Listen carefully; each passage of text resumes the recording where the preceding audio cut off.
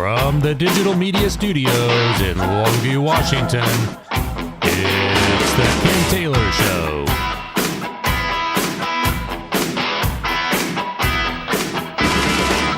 And welcome to The Ken Taylor Show. Glad you're back. Today in the studio, I've got with me a good friend of mine, longtime friend of mine, probably roughly 22 years. I've got Matthew Miller.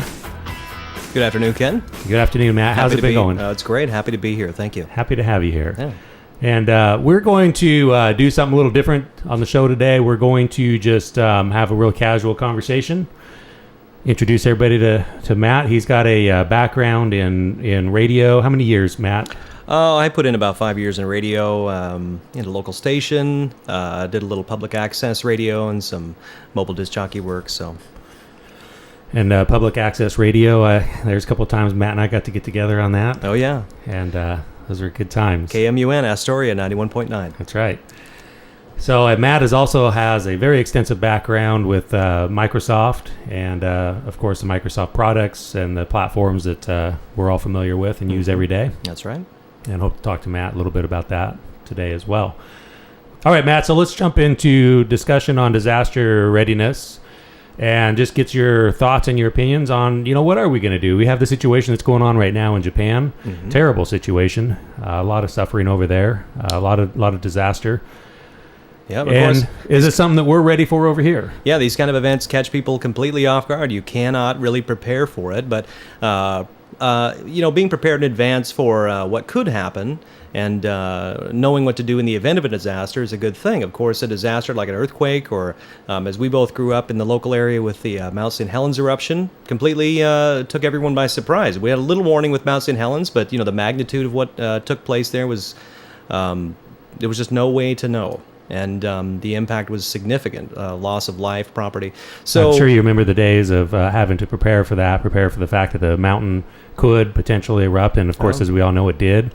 Yeah, absolutely. In fact, our family was, we lived in an area which was under continual threat even after the eruption because of the potential dam that had built up that could have broken at Spirit Lake, could have sent water down into our region and destroyed more homes and lives. And so I think we have video of some of that in your family that will show. What did your family do to prepare for that? Well, luckily, my siblings and I were out of town when the event happened, which was coincidental. But my parents were in their home in the area. They did their best to prepare the home. I think they had blockaded the doors and windows. But really, with that type of an event, there's not much you can do. If the magnitude of the destruction is going to take your home, there's no way to prepare other than to take your possessions. And so they left the area. They waited till the all clear was sounded, and they went back in to see how it was. And my parents were the type of people that wanted to be really aware. So they stayed at the home as much as they could, even against warnings, to maybe a little more cautious and stay away. But they said, no, we'll be here as long as we can. And so we just stayed very prepared. We had bags packed. We listened to the radio on a continual basis, and we're prepared for any further destruction to come. And luckily, it didn't, and we lived through it. So moving into situation of today, we have the situation in Japan. We had a terrible. I believe they've upgraded it to a 9.0 magnitude earthquake, I believe so. And then the following tsunami, and then of course the disaster at the nuclear power plants there. That's right. That's completely, and the nuclear disaster that has resulted from that, who would have predicted that? And that is just almost its own unique challenge, aside from the loss of the villages and the lives and the monetary cost of rebuilding. It's very amazing. I think that a situation like that really is an eye opener for a lot of us here. And as far as looking at our own situations, our own homes, our own family situations, and are we really prepared? And what does that mean to be prepared? I think that if I think about my own family, I don't think we have done quite the job of that we should have of preparing our children for what would happen in the event of a disaster. Where do you go? What's our plan for exiting the home? What's our plan for exiting the city? Where would we go? Where would we meet if we were separated somehow? What would happen if communication lines were down? So there's definitely a lot that could be done just to have basic preparedness, awareness with the family members. Where should we go? What is our plan? Let's say we have no warning. earthquake. It could be Mount Rainier, for example, in the area I'm from. There's always a concern about Mount Rainier in the future, and we should really have a plan for that. I know there's guidelines and there's resources available for people to form plans, and that definitely should be something that everyone should look into. You know, they say the first 72 hours is the most critical time. That's the first 72 hours you can, for the most part, count on there not being emergency resources available. It takes time to put these things together, especially after a large disaster. Yeah. The government and the emergency services have to mobilize, and they say, you know, you should be prepared for at least 72 hours of being on your own. And that being the case, what have you done, or what types of things do you think would be beneficial for the listeners out there to be prepared for that first 3 days? I think that we've done some of this in the past. We've had water in storage, for example. Assuming that in the event of a natural disaster, if we could stay in our home, let's be prepared for a lack of communication. Let's be prepared for a lack of the ability to leave the area. Let's be able to stay in our home for extended period of days and be self-sufficient without power. So we have some food storage that's a long-term storage. We bought some food resources at Costco that was prepared for those kind of events. And there's all kinds of kits out there for water treatment and propane fuel, for example, where you're not reliant on electricity, and just having basic supplies like that are not expensive. They're not hard to locate or store. That would be great for, I think, any family to have, just in case they were without resources, without government, there was... the police were not able to come in and assist, and we're just really all stuck at our homes for an extended period of time. I think that's a wise thing to do. I do too. Yeah. You ready to talk about something a little lighter? Yeah, sure. What you got on How about board? some movies, music? Movies. I'm a entertainment. Big movie fan. We love Big music entertainment. fan. That's right. Let's talk about it. Let's talk about that. Well, let's talk about what's happened this year. What's been out in the theaters this year? Again, you and I are both big movie fans, have been for many years, and I make a pretty regular habit of going to see movies. When I typically go to the theater, my choice is to go to see the large blockbuster films. I go to the theater to have that big screen impact. I try to go to the good theaters and see things at the digital projectors and really get my money's worth. Everybody needs to understand that Matt lives in an area where they actually have good movie theaters. Yes, that's right. I'm very fortunate and thankful, and because of that, I think that's also helped me to become more of a movie fan and go more often to see things at the theater, and I really, really do enjoy it. Almost weekly going to the theaters, and anything good that comes out that is an excellent big screen experience, I'm willing to go see it 2 or 3 times or more. What was the last movie that you went to? Last movie was this week. Went to see Battle LA for the second time with my brother, which was a fantastic military action film. So you're kind of an action film kind of guy. Well, I enjoy a lot of different kind of movies. I enjoy dramas and comedies, but really, again, with my movie theater... See, I kind of put you as more of a romance kind of... I like all kinds of movies. Movies are fantastic. I like movies that have an emotional impact. It's the same thing with music. If it has an emotional impact, I really can enjoy it. If it doesn't affect me, then I don't really... it's not the topic that's going to do it. It's really, does it stick with me? Do I think about it after I go to see it? Does it make me dwell on it in the week after I've seen the movie? So what are you seeing, just out of curiosity, what are you seeing the industry driving to in terms of movie and music? I guess what I'm asking is, you're starting to see more and more of it available in the home. And as far as the technologies or emerging technologies that are out there for, getting some of these big screen experiences or just getting the content or the media into the home more easily. You've spent some time, obviously, in that industry. What do you see emerging on the market, or how do you see the home entertainment, the whole thing changing?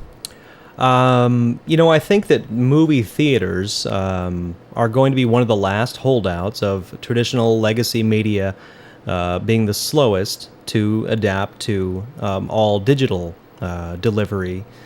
I think that we've seen magazines, we've seen newspapers, we're seeing books and music all converted over to digital delivery, digital formats.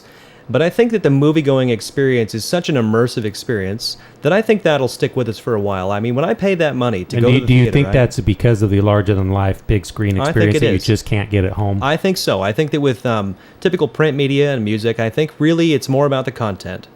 listening to albums, maybe there's some contextual things about, well, I wanted to sit at home with my albums in the past and really hold those record jackets and enjoy the artwork and read the lyrics and things. But really, I think it's a lot more about the content. With movie going, again, that big screen experience is something you just really can't replicate well at home. No matter how large of a projector you got, I mean, most people cannot replicate that at home. And so they're willing to pay a little bit more to go to the theater and have that big screen experience. I'm absolutely willing to pay it. It's fantastic. So I think that we do see more video delivery for digital devices. Everything is moving towards streaming, which is very convenient, but it is not the same experience. So again, I believe that we will continue to see movie theaters open and active, but we will have more. Personally, I've become a really big fan of the Netflix experience through my Xbox 360 console. Yeah, I have one of those on each television now, and it's been fantastic to be able to just go to a web-based service like that and find just about anything that you want to watch, and it's right there, without needing to go to the store or to order a DVD. Well, and you've seen the shift also with Netflix. In years previous, their service was balanced more on the side of DVD delivery. And the streaming was sort of a supplemental option. But as more and more people have internet-connected devices and tablets and devices that can stream at high speeds, the shift has now gone towards streaming. And the DVD is sort of the add-on service. And then I would in fact expect that to vanish in the next few years. We've seen most types of physical media diminish, if not vanish, in the last 10 years. Do you see us getting to a point where the traditional DVD or especially CD is just no longer available? That you no longer go to the music store or video store and actually buy a disc? I think there will probably always be a niche market for it. I mean, you can still see that with vinyl today with albums. Vinyl had all but disappeared from stores, but you could go to used stores. But in the last several years, you've seen a resurgence, though, of audiophiles who want to have a vinyl experience, who want that vinyl audio quality. There will always be a little bit of a niche. There's always going to be books. I don't think bookstores will vanish entirely.